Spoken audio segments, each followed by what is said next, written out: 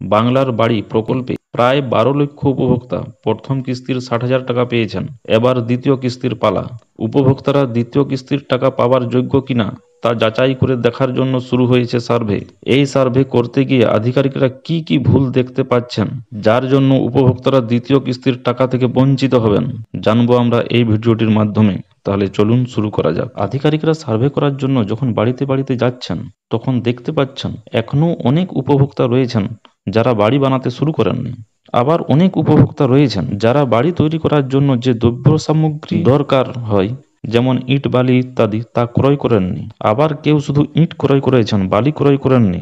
তাদের বক্তব্য, বালি পাওয়া যাচ্ছে না। এমন কিছু উপভোক্তা রয়েছেন যারা শুধুমাত্র মাটির ভিট বা ফাউন্ডেশন কেটে ছেড়ে দিয়েছেন।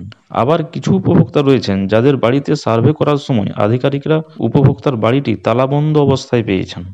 হতে পারে কাজের সূত্রে হয়তো তারা বাইরে থাকেন। বেশিরভাগ উপভোক্তা কাজ শুরু করে থাকলেও লিলটেন কমপ্লিট করেছেন এমন উপভোক্তার সংখ্যা খুবই কম।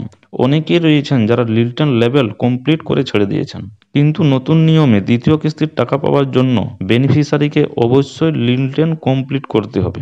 আবার অনেকে জানালার সিল লেভেল পর্যন্ত ব্রিক ওয়ার্ক করে ছেড়ে দিয়েছেন।